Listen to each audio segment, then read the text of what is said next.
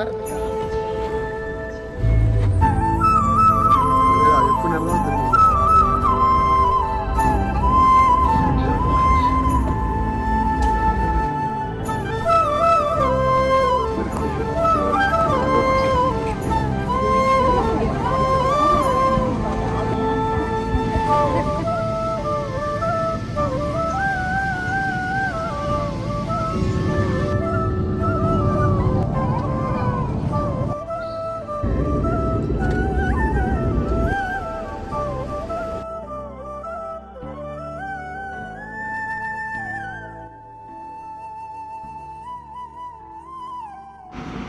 Hello tears, எல்லோரும் எப்படி இருக்கீங்க?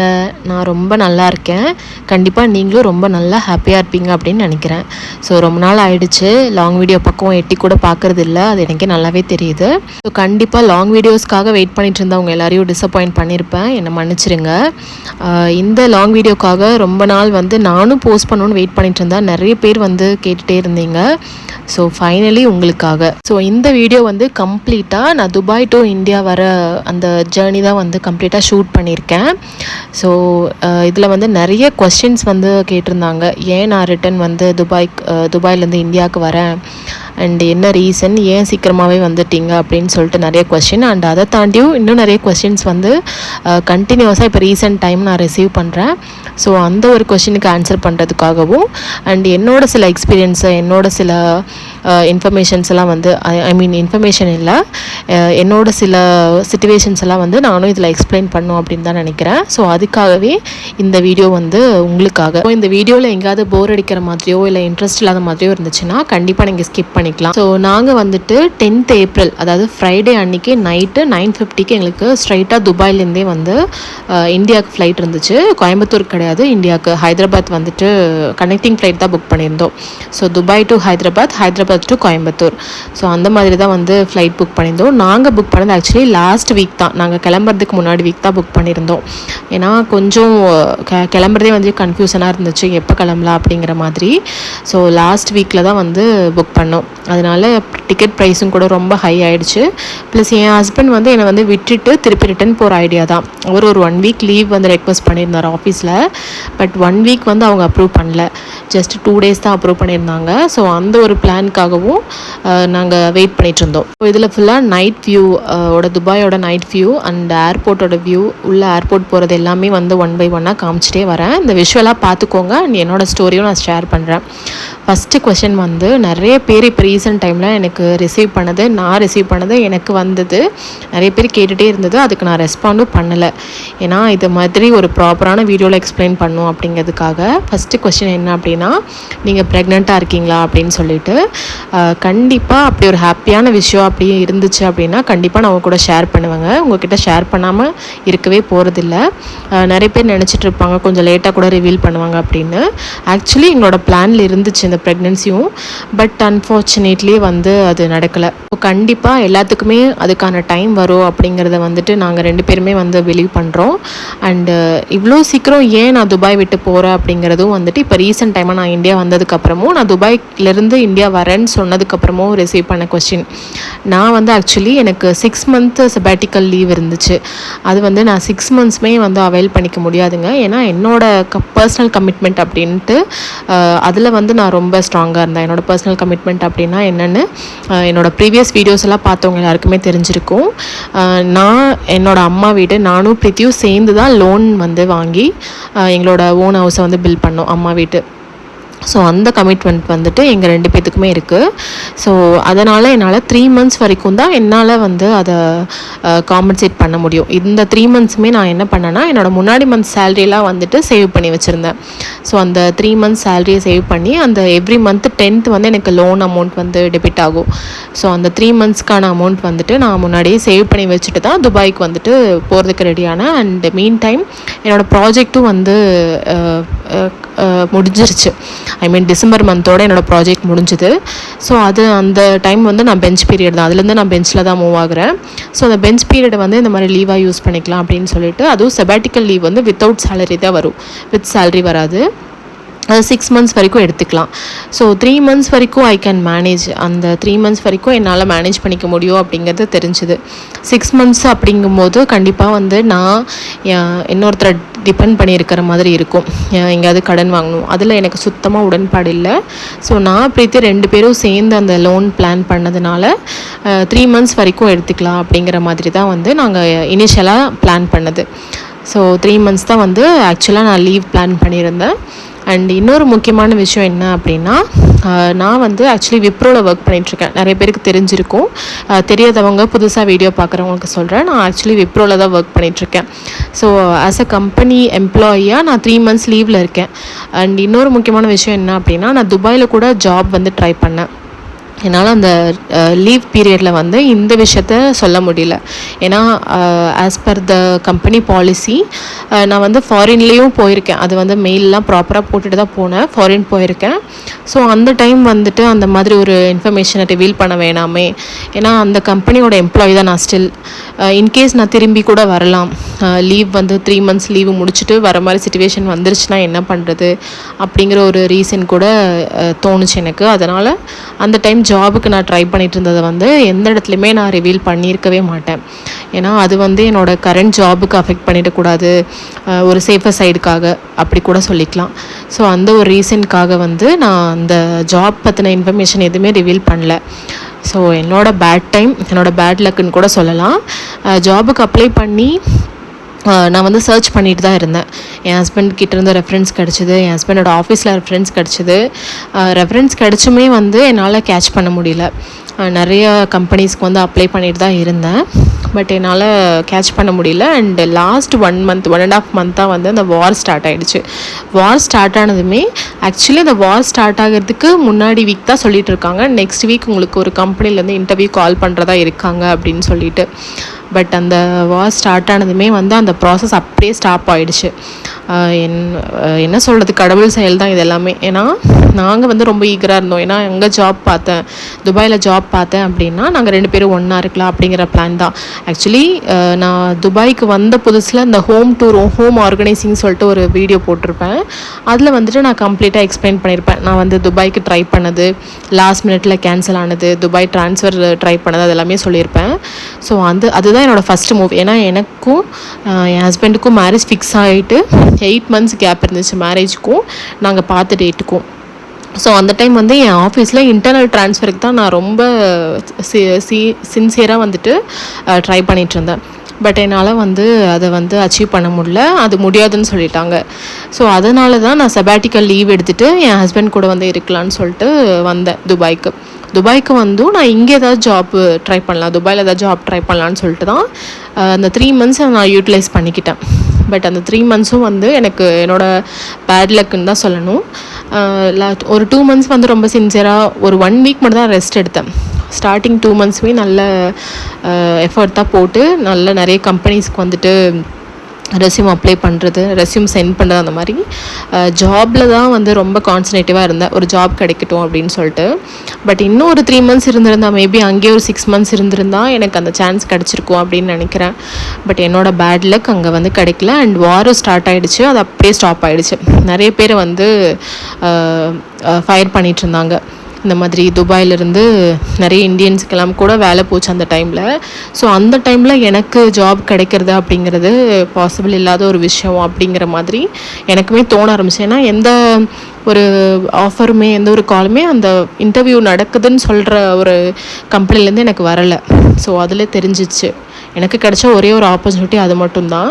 இன்கேஸ் வார் வராமல் இருந்துருந்துச்சு அப்படின்னா கண்டிப்பாக அந்த ஒரு அட்லீஸ்ட் ஒரு அட்டம்ப்டாவது நான் பண்ணியிருப்பேன் இன்டர்வியூவில். இப்போ இந்த இடத்துல உங்களுக்கு எல்லாருக்குமே ஒரு கொஸ்டின் வரலாம், ஏன் இந்த லோன் அமௌண்ட்டுக்காக வந்து நீங்கள் இப்படி சொல்கிறீங்க, உங்கள் ஹஸ்பண்ட் கிட்ட வாங்கிக்கலாம்ல, அவங்க கொடுக்க மாட்டாங்களா, அவர் கொடுக்க மாட்டாரா அப்படின்னு சொல்லிட்டு. கண்டிப்பாக இந்த விஷயத்த நான் அக்செப்ட் பண்ணிக்கவே மாட்டேங்க. ஏன்னா என்ன சொல்கிறது, என் ஹஸ்பண்ட் வந்து கண்டிப்பாக 100% நான் கேட்டால் கொடுப்பாரு, அவர் கொடுக்குறேன்னு சொன்னார். பட் நான் வந்து அதை கண்டிப்பாக அக்செப்ட் பண்ணிக்கவே இல்லை. ஏன்னா இது வந்து கம்ப்ளீட்டாக என்னை மட்டுமே டிபெண்ட் பண்ணியிருக்க ஒரு சைடு. அண்டு நான் வந்து ஷியோராக 3 months தான் எனக்கு வேலை கிடைக்காம இருக்கும், வேலை இல்லாமல் இருக்கும், ஒரு 6 months தான் ஷியோராக அப்படின்னா நான் வந்து ஒரு அஷூரன்ஸ் கொடுக்கலாம். எனக்கு எப்போ அங்கே ஜாப் கிடைக்கும்னு தெரியாது, நான் இருக்கிற ஜாபையும் ரிசைன் பண்ண முடியாது. ஸோ அந்த விஷயத்தில் நான் ரொம்ப ஸ்ட்ராங்காக இருந்தேன். அண்ட் நான் வந்து ஒர்க் பண்ணணும் அப்படிங்கிற விஷயத்தில் ரொம்ப ஸ்ட்ராங்காக இருந்துட்டு அதை நான் என் ஹஸ்பண்ட்கிட்டயும் சொல்லிட்டேன். அவரும் வந்துட்டு நீ ஜாப் எல்லாம் வந்து விட வேணாம் அப்படிங்கிற மாதிரி சொல்லிட்டார். ஏன்னா இப்போ இருக்க ஜென்ரேஷனுக்கு, இப்போ இருக்க சிச்சுவேஷனுக்கு கண்டிப்பாக ஒரு ஃபேமிலியில் ஹஸ்பண்ட் அண்ட் ஒய்ஃப் 2 பேரும் ஒர்க் பண்ணியே ஆகணும் அப்படிங்கிறது தான் என்னோடய மென்டாலிட்டி. ஃப்யூச்சரை டிபெண்ட் பண்ணியாக இருக்கட்டும், நம்மளோட தேவைகளை செஞ்சுக்கிறதுக்காக இருக்கட்டும், கண்டிப்பாக வந்து 2 பேருமே ஒர்க் பண்ணணும். அதில் நான் ரொம்ப ஸ்ட்ராங்காக இருக்கேன். ஃப்யூச்சரில் இனி சிச்சுவேஷன் எப்படி வேணால் மாறலாம், பட் என்னோடய மைண்ட் செட் இப்போ வரைக்கும் அதுதான். ஸோ அதனால் நான் வந்து டிபெண்ட் பண்ணி இருக்கணும் அப்படிங்கிற ஐடியா எனக்கு சுத்தமாக இல்லைங்க. ஸோ என்னால் 3 months வந்துட்டு என்னால் மேனேஜ் பண்ணிக்க முடியும் அப்படிங்கிறதுனால 3 months மட்டும் எடுத்துக்கிட்டேன். அந்த 3 months வந்துட்டு இந்த ஜாபுக்கெல்லாம் வந்து ட்ரை பண்ணி இந்த மாதிரி கொலாப்ஸ் ஆகிடுச்சு. அது ஒரு மாதிரி நாம் ஒன்று நினச்சோம், அது ஒன்று நடந்துருச்சு. நான் ஷார்ட்டில் கூட, ஒரு ஷார்ட் வீடியோவில் கூட சொல்லியிருப்பேன். நம்ம பிளான் A, B வச்சுருப்போம். அந்த பிளான் சி வந்து நம்ம நினச்சி கூட பார்த்துருக்க மாட்டோம். பிளான் சி இருக்கும் அப்படிங்கிறது கூட நம்ம ஒரு அளவுக்கு கெஸ் பண்ணியிருக்கலாம். பட் நாங்கள் வந்து plan A or plan B அந்த மாதிரி தான் நினச்சோம். மேபி பிளான் சி கூட நாங்கள் நினச்சிருக்கலாம். பட் அந்த காட் திங் அப்படிங்கிறத நம்மளால் சேஞ்ச் பண்ணவே முடியாது. அந்த மாதிரி எல்லாமே கொலாப்ஸ் ஆன விஷயம் தான் இந்த 3 monthsல நடந்தது. அண்ட் இன்னொரு கொஷின் நிறைய பேர் கேட்டுட்டு இருந்தாங்க, நீங்கள் ஒர்க் ஃப்ரம் ஹோமில் தான் பண்ணிகிட்டு இருந்தீங்களா, 3 months வந்துட்டு ஒர்க் ஃப்ரம் ஹோமில் தான் இருந்தீங்களா சேம் கம்பெனிலே அப்படின்னு சொல்லி கேட்டாங்க. இல்லைங்க, நான் மேக்ஸிமம் ட்ரை பண்ணேன், அட்லீஸ்ட் ஒர்க் ஃப்ரம் ஹோமாவது கொடுங்க, நான் அங்கே போய் இருந்து ஒர்க் ஃப்ரம் ஹோம் பண்ணிக்கிறேன் அப்படின்னு சொல்லிட்டு. So company side internal transfer வந்து அப்படியே ஒரு பிக் நோ தான் சொன்னாங்க. ஏன்னா அதுவே ஒரு பெரிய டிசப்பாயின்மெண்ட் ஆகிடுச்சு. ஏன்னா நான் ரொம்ப அந்த 8 monthsமே இன்டர்னல் ட்ரான்ஸ்ஃபர் மட்டும்தான் திங்க் பண்ணிட்டு இருந்தேன். வேறு ஒரு ஜாப் வந்து இங்கேருந்து ட்ரை பண்ண முடியாது துபாய்க்கு அப்படிங்கிற மாதிரி. ஏன்னா அங்கே போனால் கூட வேறு ஜாப் தேடிக்கலாம், கொஞ்ச நாள் இதுலேயே ஒர்க் பண்ணிவிட்டு அப்படி அந்த மாதிரி தான் நான் நினச்சிருந்தேன். ஸோ ஒர்க் ஃப்ரம் ஹோம் கூட பாசிபிளே இல்லைன்னு சொல்லிட்டாங்க. ஸோ அதனால் வந்துட்டு நான் அங்கே கம்ப்ளீட்டாக லீவில் மட்டும்தான் இருந்தேன். விப்ரோ ஆக்சஸ் இருந்துச்சு, அப்பப்போ மெயில்ஸ் செக் பண்ணிக்கிறது அந்த மாதிரி தான். ஏன்னா நான் லீவில் தான் இருக்கேன். ஸோ எனக்கு எதாவது இம்பார்ட்டண்ட் இமெயிலெலாம் வந்துச்சு அப்படின்னா அதை பார்க்கணும், அதை தெரிஞ்சுக்கணும் அப்படிங்கிறதுக்காக அந்த ஆக்சஸ் மட்டும் நம்ம பண்ணிக்கலாம், வெப் ஆக்சஸ் பண்ணிக்கலாம். மற்றபடி நான் லேப்டாப் கூட அங்கே எடுத்துகிட்டு போகல. ஸோ என்னோடய ஹஸ்பண்ட் லேப்டாப் வந்து என்னோடய இன்டர்வியூ பர்பஸ்க்காகவும் என்னோடய ரெஸ்யூம் ப்ரிப்ரேஷனுக்காகவும் யூஸ் பண்ணிகிட்டு இருந்தேன். ஸோ கம்ப்ளீட்டாக நான் வந்து அந்த 3 monthsமே ஒர்க் ஃப்ரம் ஹோமெல்லாம் பண்ணல, லீவில் தான் இருந்தேன். மோஸ்ட் இம்பார்ட்டண்ட்லி ஒரு கமெண்ட் ஒன்று ரீசெண்டாக ரிசீவ் பண்ணேன். என்னென்னா, ஃபாரின் மாப்பிளை சூஸ் பண்ணுறதுக்கு முன்னாடி நான் முன்னாடியே திங்க் பண்ணிவிட்டு ஏதாவது ஒரு ஃப்யூச்சரை வந்து சாக்ரிஃபைஸ் பண்ணணும், ஐ மீன் கெரியரை வந்து சாக்ரிஃபைஸ் பண்ணால் தான் ஒன்றா இருக்க முடியும் அப்படிங்கிற மாதிரி. ஃபாரின் மாப்பிளையை சூஸ் பண்ணுறதுக்கு முன்னாடி நல்லா திங்க் பண்ணிவிட்டு சூஸ் பண்ணணும். இந்த மாதிரி தனித்தனியாக இருந்துட்டு சஃபர் ஆகிறதுக்கு பதிலாக இந்த மாதிரி வந்து சூஸ் பண்ணியிருக்கலாம் அப்படிங்கிற மாதிரி அவங்க மீன் பண்ணியிருந்தாங்க.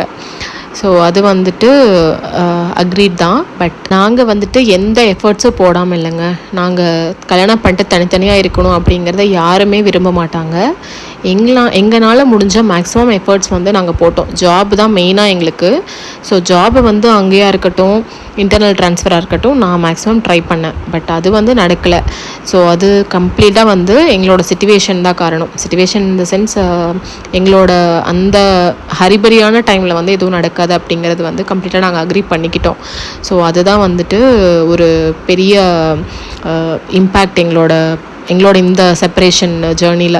அவரும் தனியாக இருக்கணும் அப்படின்னு நினைக்கல, நானும் தனியாக இங்கே இருந்துக்கிறேன் அப்படின்லாம் நாங்கள் நினைக்கவே இல்லை. ஸ்டார்டிங் நாங்கள் மேரேஜ் ஃபிக்ஸ் ஆனதுமே டிசைட் பண்ண ஒரு விஷயம் என்ன அப்படின்னா, ஜாப் வந்து நான் அங்கே தேடிக்கணும் அப்படின்னு. ஏன்னா அவர் வந்து இங்கே இமீடியட்டாக வர முடியாது, ப்ளஸ் அந்த சேலரி நமக்கு இங்கே கிடைக்காது, அந்த கெரியர் அந்த லைஃப் ஸ்டைல் நமக்கு இங்கே இருக்காது. ஸோ நான் கம்ப்ளீட்டாக அங்கே மூவ் ஆகிற மாதிரி ஒரு பிளானில் தான் ஸ்டார்டிங்லேருந்தே நாங்கள் வந்து தேடிட்டு இருந்தோம். ஜாப் ட்ரை பண்ணோம், இன்டர்னல் ட்ரான்ஸ்ஃபர் ட்ரை பண்ணோம். பட் அது அன்ஃபார்ச்சுனேட்லி வந்து நடக்கலை. ஸோ இதுதான் வந்து நடந்தது. அண்ட் ஹஸ்பண்ட் சைட்லேயும் வந்துட்டு இமீடியட்டாக இங்கே வர மாதிரி அவருக்கும் ஐடியா இல்லை. ஏன்னா அவரோட சைட்லேயும் அவருக்கு நிறைய கமிட்மெண்ட் இருக்குது. ஸோ இங்கே வந்துட்டோம் அப்படின்னா கண்டிப்பாக வந்து ஃபினான்ஷியலாக ஸ்ட்ரகிள் ஆகணும் அப்படிங்கிற மாதிரி அவரோட மைண்ட் செட்டு. ஸோ அதுவும் வந்து நான் அக்ரி பண்ணிக்கிட்டேன். ஸோ 2 பேரோட கெரியரை வந்துட்டு நாங்கள் 2 பேருமே பார்த்தாகணும். ஏன்னா எனக்கும் என்னோடய பர்சனல் கமிட்மெண்ட்ஸ் இருக்குது, அவருக்கும் அவரோட கமிட்மெண்ட்ஸ் வந்து நிறையா இருக்குது. அப்படிங்கிறதுனால இந்த செப்பரேஷன் வந்து கண்டிப்பாக ரொம்ப நாள் இருக்காது. ஸோ என்னோடய எஃபர்ட்ஸை வந்து இன்னும் நான் கண்டினியூ பண்ணிட்டு தான் இருக்கேன். அவரோட சைடும் என் ஹஸ்பண்டும் எனக்கு நல்லாவே ஹெல்ப் பண்ணிட்டு தான் இருக்கார். ஸோ கண்டிப்பாக வந்து இந்த லாங் டிஸ்டன்ஸ் ரிலேஷன்ஷிப் அப்படிங்கிறது ரொம்ப நாளைக்கு இருக்காது அப்படிங்கிறத நாங்கள் 2 பேரும் பிலீவ் பண்ணுறோம். கன்ஃபார்மாக ஷியோராக இப்போதைக்கு இவ்வளோ டைம் தான் அப்படின்னு எங்களால் சொல்ல முடியாது. பட் கண்டிப்பாக அதுக்கான எஃபர்ட்ஸ் வந்து போட்டுட்டு தான் இருக்கும். பேசிகிட்டு இருந்த கேப்லேயே துபாய் டு ஹைதராபாத் வந்து ரீச் ஆகிட்டோம். ஸோ அந்த ஃப்ளைட் ஜேர்னி வந்து கண்டிப்பாக ஒரு அன்எக்ஸ்பெக்டடான ஒரு ஃப்ளைட் ஜேர்னி. என் ஹஸ்பண்ட் கூட ஃபர்ஸ்ட் டைம் நான் ஃப்ளைட்டில் ட்ராவல் பண்ணுறேன். ரொம்ப ஒரு ஹாப்பியாக, மனசில் வந்து ரொம்ப ஒரு பாரமாக, நான் வந்து கொஞ்சம் இடையில கவனிச்சிருந்தீங்கன்னா தெரிஞ்சிருக்கும், நான் லைட்டாக எமோஷனல் ஆனேன். பட் கேமரா வந்து ஆஃப் பண்ணிட்டேன். ஏன்னா எனக்கு அவரை விட்டு வரோம் அப்படிங்கிறதே என்னால் அதை அக்செப்ட் பண்ணிக்கவே முடியல.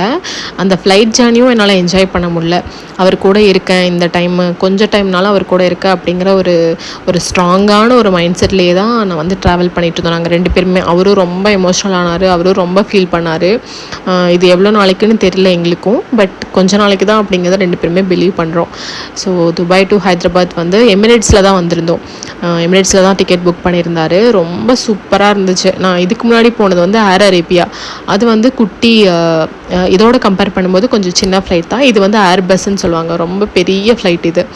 ஸோ இதில் கூட்டிகிட்டு போனார். போகும்போதே சொன்னார், இது வந்து ஏர் பஸ், இது ரொம்ப பெரிய ஃப்ளைட்டு, 3 சீட்டர்ஸ் இருக்கும், இதில் 3 ரோ இருக்கும் அப்படின்னு சொல்லிட்டு ஃப்ளைட்டை பற்றி எக்ஸ்பிளைன் பண்ணிகிட்டே கூட்டிகிட்டு போனார். ஸோ ரொம்ப நல்லா இருந்துச்சு. அண்டு எங்களோட ஜேர்னி வந்துட்டு 9:50க்கு ஃப்ளைட்டு அங்கே துபாயில், 9:50 டு இங்கே ஹைதராபாத் வரும்போது 1:30 சம்திங். நம்ம இந்தியா டைம் வந்துட்டு 3:30, 3 o'clock அந்த மாதிரி ரீச் ஆனோம். துபாய் டைம் தான் 1:30. So India time 3:30, 3 o'clock reach ஆகிட்டோம் ஹைதராபாத்தில். ஸோ ஹைதராபாத்தில் வந்து ரொம்ப நேரம் வந்து எங்களுக்கு இருந்துச்சு டைமு. அங்கே வந்து செக்இன்லாம் பண்ணிவிட்டு அதுக்கப்புறம் கொஞ்சம் ரிலாக்ஸ் பண்ணிகிட்டு இருந்தோம். இங்கே டொமஸ்டிக் ஃப்ளைட் தானே next. So Hyderabad to Coimbatore தான் நெக்ஸ்ட்டு ஃப்ளைட் வந்து புக் பண்ணியிருந்தோம். ஸோ அங்கே வந்துட்டு ஹைதராபாத்தில் எங்களுக்கு 7 o'clock 6:30க்கு தான் ஃப்ளைட்டு கோயம்புத்தூருக்கு. சாரிங்க, 7:45க்கு தான் ஹைதராபாத்தில் கோயம்புத்தூருக்கு ஃப்ளைட் இருந்துச்சு எங்களுக்கு, இண்டிகோ தான். ஆக்சுவலி இந்த பீரியட் டைம், இந்த டியூரிங் டைமில் வந்துட்டு நாங்கள் என்ன பண்ணோம், லக்கேஜ் கலெக்ட் பண்ணிவிட்டு திருப்பி வந்து செக்இன் பண்ணிவிட்டு அந்த மாதிரி அதுலேயே கொஞ்சம் டைம் போயிடுச்சு. ஒரு 1 hour கிட்ட மட்டும் சும்மா அந்த எங்களோட ஃப்ளைட் பிளேஸ் கிட்ட வந்து உட்காந்துட்டு இருந்தோம், வெயிட் பண்ணிகிட்டு இருந்தோம், பஸ்ஸுக்காக வெயிட் பண்ணிகிட்டு இருந்தோம். ஸோ அந்த மாதிரி எங்களோட ஜேர்னி வந்து டைம் ஆக ரீச் ஆயிடுவோம். ஏன்னா அவர் வந்துட்டு சாட்டர்டே இங்கே மார்னிங் ரீச் ஆகிட்டோம், இந்தியாவுக்கு கோயம்புத்தூர் ரீச் ஆகிட்டோம். திருப்பி மண்டே வந்து அவர் கிளம்பணும். ஸோ இடையில 2 days தான் இருக்குது. அந்த 2 days வந்து நம்ம நினைக்கிற மாதிரி கிடையாது, டக்குன்னு போய்டும் அப்படிங்கிற மாதிரி ஒரு மைண்ட் செட் இருந்துகிட்டே இருந்துச்சு எனக்கு. அப்படி நினச்சிட்டே இருந்து அந்த டைமை என்ஜாய் பண்ண முடியாமல் போயிடுமோ அப்படிங்கிற ஒரு மைண்ட் செட்டும் வந்துருச்சு. இருந்தாலும் பரவாயில்ல அப்படின்னு சொல்லிட்டு இருக்கிற டைமை நல்லா யூட்டிலைஸ் பண்ணிக்கணும் அப்படின்னு சொல்லிட்டு நாங்கள் 2 பேரும் கை கோத்துக்கிட்டு பேசிக்கிட்டு சிரிச்சுக்கிட்டு, ப்ளஸ் துபாய் வீட்டில் நடந்தது, துபாயில் நடந்தது, நாங்கள் எங்கெல்லாம் போனோம், சில ஃபன்னான மூமெண்ட்ஸு அதெல்லாம் வந்து பேசிட்டு நல்லா டைம் போச்சு எங்களுக்கு. நல்லாவே அதை வந்து நினச்சிட்டு இருந்தோம். அது நெக்ஸ்ட்டு என்ன பண்ண போகிறோம் அப்படிங்கிறத எல்லாமே கூட பேசிட்டு டிஸ்கஸ் பண்ணிக்கிட்டே வந்துட்டு இருந்தோம். சொல்லப்போனால் ஓவர் நைட் வந்து நாங்கள் ட்ராவல் பண்ணோம். எனக்கு சுத்தமாக தூக்கமே வரல. இதெல்லாம் யோசிச்சுக்கிட்டு எனக்கு சுத்தமாக தூக்கம் வரல. பட் என் ஹஸ்பண்ட் மட்டும் இந்த செகண்ட் ஃப்ளைட்டு மூவ் ஆனோம்ல, ஹைதராபாத் டு கோயம்புத்தூர், அந்த ஃப்ளைட்டில் மட்டும் என் ஹஸ்பண்ட் வந்து லைட்டாக தூங்கினார். அதில் வந்து 1.5 மணி நேரம் ஜேர்னி எங்களுக்கு. ஸோ அந்த டைமில் மட்டும் என் ஹஸ்பண்ட் தூங்கினார். பட் எனக்கு சுத்தமாக தூக்கம் வரல. அந்த கோயம்புத்தூர் ரீச் ஆகிட்டு அன்றைக்கி ஃபுல் டேவும் தூங்கவே இல்லை. அன்றைக்கி நைட்டு தான் வந்து எனக்கு அப்போ கூட சரியாக தூக்கம் வரல. ஏன்னா இங்கே வந்ததும் ரொம்ப வந்து ஹீட் ஆகிடுச்சு. அதை கூட நேற்று ஒரு வீடியோவில் சொல்லியிருந்தேன். ஏன்னா அந்த துபாய் கிளைமேட் வந்துட்டு நான் பார்த்தேன், பட் வெயிலை வந்து நான் அவ்வளோவா ஃபீல் பண்ணவே இல்லை. ஏன்னா நான் ரூமில் இருந்தேன். ஸோ எனக்கு அந்த வெயில் அவ்வளோவா தெரில, கொஞ்சம் சில்லுனே இருந்த மாதிரி இருந்துச்சு. ரூமுமே வந்துட்டு சும்மா நான் வீடியோ காலில் இங்கே பேசுவேன், அந்த டைம் வந்துட்டு எனக்கு குளிருன்னு சொல்லிட்டு போத்திக்கிட்டுலாம் உட்காந்துருந்தேன். இங்கே இருக்கவங்க என்ன பண்ணுவாங்க, என்ன இவ்வளோவே இல்லை நீ போத்திட்டு உட்காந்து பேசுகிற அப்படின்னு சொல்லலாம் கேட்பாங்க எங்கள் அம்மா. இல்லை இங்கே எனக்கு குளிருது அப்படின்னு தான் சொல்லுவேன் நான். ஸோ அங்கே அந்த மாதிரி ஒரு 3 months செட் ஆச்சு எனக்கு. திருப்பி இங்கே வந்ததுமே அந்த ஹீட் வந்துட்டு ரொம்ப ஓவர் ஹீட் ஆகிட்டு சுத்தமாக முடியாமல் தான் போயிடுச்சு எனக்கு. அந்த மாதிரி ஒரு பாடி வந்து அக்செப்ட் பண்ணிக்கல அந்த ஹீட்டை. அதை பற்றி நான் எக்ஸ்பிளைன் பண்ணும்போது கமெண்ட்டில் வந்துட்டு நீ என்ன ஃபாரின் ரிட்டன் மாதிரி ஓவர் சீன் போடாத அப்படி இப்படின்லாம் சொன்னாங்க. அதை பற்றி எனக்கு கவலையே இல்லைங்க, அதை நான் கண்டுக்கவும் இல்லை. ஏன்னா 2 பிளேஸ்லையும் இருந்துட்டு வந்தது நான் தான். ஸோ அந்த ஒரு கிளைமேட்டாக இருக்கட்டும், அந்த ஒரு என்விரான்மெண்ட்டை ஃபீல் பண்ணது நான் தான். ஸோ என்னால் மட்டும்தான் அதை எக்ஸ்பிளைன் பண்ண முடியும், என்னால் மட்டும்தான் அதை ஃபீல் பண்ண முடியும். அதை நான் சொன்னதுக்கு அவங்க அந்த மாதிரி ரியாக்ட் பண்ணாங்க. பட் அதெல்லாம் எனக்கு ஒன்றும் ப்ராப்ளம் கிடையாது, அதை பற்றி நான் கண்டுக்கவோ இல்லை. ஸோ நெக்ஸ்ட்டு ஃப்ளைட் வந்து இதுதான் ஹைதராபாத் ஃப்ளைட்டு. ரெண்டுலேயுமே வந்து எனக்கு விண்டோ சீட்டே என் ஹஸ்பண்ட் கொடுத்துட்டாரு. ரெண்டுலேயுமே விண்டோ சீட் இருந்துச்சு. ஸோ ரெண்டுலேயுமே விண்டோ சீட்டில் நான் தான் உட்காந்துட்டு வந்தேன். ஏன்னா இதுக்கு முன்னாடி ஃப்ளைட்டில் போனப்போ வந்து எனக்கு விண்டோ சீட் கிடைக்கல. ஸோ அதை நான் சொன்னப்போ 2 டைமுமே வந்து விண்டோ சீட்டே வந்து புக் பண்ணி கொடுத்துட்டாரு. ஸோ இன்னொரு முக்கியமான விஷயம் என்ன அப்படின்னா, விசிட் விசாவில் போயிட்டு எப்படி 3 months இருந்தீங்க, விசிட் விசா வந்துட்டு 2 months தான் தருவாங்க, நீங்கள் 3 months எப்படி இருந்துட்டு வந்தீங்க அப்படின்னு சொல்லி கேட்டாங்க. ஆமாங்க, இனிஷியலாக வந்துட்டு 2 months தான் எடுத்தோம். அந்த செகண்ட் வீசா முடிகிற டைம்லேயே வந்து வார் ஸ்டார்ட் ஆகிடுச்சு. ஸோ அந்த டைம் வீசா வந்துட்டு எக்ஸ்பயர் ஆனாலும் ப்ராப்ளம் இல்லை அப்படின்னு சொன்னாங்க. பட் இருந்தாலும் சேஃபர் சைடுக்கு நாங்கள் என்ன பண்ணோம், அந்த 1 monthக்கு எக்ஸ்டெண்ட் பண்ணோம். அந்த 1 month எக்ஸ்டெண்ட் பண்ணுற டைமில் வந்துட்டு கண்ட்ரி விட்டு எக்ஸிட் ஆகணும் அப்படிங்கிற மாதிரி தான் என் ஹஸ்பண்ட் இனிஷியலாக சொல்லியிருந்தார். பட் கண்ட்ரி விட்டு எக்ஸிட் ஆகிற ஃபெசிலிட்டி வந்து அந்த டைமில் இல்லை. ஏன்னா ஃப்ளைட்ஸ் எல்லாமே கேன்சல் பண்ணியிருந்தாங்க. அதனால் வந்து போக முடியல. ஸோ அந்த வீசா ப்ரொவைட் பண்ணுற அந்த ஏஜென்ட்டாக அந்த பர்சனாக அவங்கக்கிட்ட வந்து என் ஹஸ்பண்ட் கேட்கும்போது எக்ஸிட்லாம் ஆக வேணாம், இதிலே கண்டினியூ பண்ணிக்கலாம் அப்படின்னு சொல்லிட்டு அதுக்கான காஸ்ட் மட்டும் 1 monthக்கு ரொம்ப அதிகமாக சார்ஜ் பண்ணாங்க. 2 monthsக்கே வந்து எனக்கு வெறும் 600 dirhams தான் விசிட் விசா வந்து என் ஹஸ்பண்ட் அப்ளை பண்ணியிருந்தார். எக்ஸ்ட்ராவாக அந்த 1 month இருந்ததுக்கு அந்த எக்ஸிட் ப்ரொசீஜர்லாம் இல்லாததுனால 900 dirhams. பட் எப்படி பார்த்தாலும் அது சேம் அமௌண்ட் தான் அப்படிங்கிற மாதிரி என் ஹஸ்பண்ட் சொன்னார். ஏன்னா இன்கேஸ் எக்ஸிட் ஆகிற மாதிரி இருந்துச்சு அப்படின்னா அதுக்கு டிக்கெட் சார்ஜஸ்லாம் இருக்கும். ஸோ அதுவும் இதுவும் ஒன்று தான், பரவாயில்ல அப்படின்னு சொல்லிட்டு அந்த 1 monthக்கு மட்டும் தனியாக நாங்கள் வீசா அப்ளை பண்ணி வாங்கினோம்.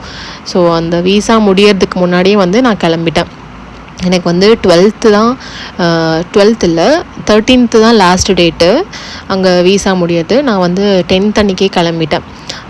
10th அன்றைக்கி நைட்டே வந்து கண்ட்ரி விட்டு எக்ஸிட் ஆகிட்டேன். அந்த 9:50 ஃப்ளைட் வந்துட்டு என்னோடய flight take off time. So அதுக்கு முன்னாடியே போர்டிங்லாம் பண்ணிடுவாங்க இல்லைங்களா, ஸோ செக்இன்லாம் பண்ணிடுவோம். ஸோ அந்த எக்ஸிட் ஆகிற டைம் வந்து அந்த டைம் 10th அன்றைக்கே வந்து நான் எக்ஸிட் ஆகிட்டேன். ஸோ அதனால் எனக்கு எந்த ப்ராப்ளமும் இல்லை. அண்ட் ரிட்டன் வரும்போது வீசா பற்றின ஃபார்மாலிட்டிஸ்லாம் எதுவும் இல்லை. மேபி இந்த வார்னாலையா இல்லை அந்த கண்ட்ரியில் ஆகும்போது, அதாவது உள்ளே என்ட்ரி ஆகும்போது இருந்த டேட்டும் எக்ஸிட் ஆகும்போது இருந்த டேட்டும் அவங்களுக்கு தெரிஞ்சிருக்கும்ல, மேபி அதுவாக கூட இருக்கலாம். எனக்கு அதை பற்றி கிளியராக ஐடியா இல்லை. ஸோ ஃபைனலி வந்துட்டு கோயம்புத்தூர் ரீச் ஆகிட்டோம். டைரெக்டாக வந்து அன்றைக்கி அம்மா வீட்டுக்கு தான் வந்தோம். வந்துட்டு அன்றைக்கி ஒரு ஹாஃப் டே சொல்ல முடியாது, ஈவினிங் வரைக்கும் இருந்துட்டு ஈவினிங்க்கு அப்புறம் தான் வந்து நாங்கள் பொள்ளாச்சி கிளம்பினோம். ஸோ மேக்ஸிமம் எனக்கு வந்து கொஸ்டின்ஸ்க்கெலாம் வந்து ஆன்சர் பண்ணிட்டேன். இதுதான் மோஸ்ட்டாக ரிசீவ் பண்ணது. ஸோ இதுதான் நான் துபாய் டு இந்தியா வந்ததுக்கான ரீசனும் கூட. ஸோ நான் சொன்ன ஆன்சர்லாம் வந்து உங்களுக்கு அண்டர்ஸ்டாண்டபிளாக இருக்கும் அப்படின்னு நம்புகிறேன் கண்டிப்பாக. ஸோ இந்த விலாகோட எண்டுக்கும் வந்துட்டோம். இந்த விலாக் கண்டிப்பாக இன்ட்ரெஸ்டடாக இருந்திருக்கும் அப்படின்னு நம்புகிறேன். ஸோ நெக்ஸ்ட் ஒரு விலாகில் பார்க்கலாம். அது வரைக்கும் பாய்.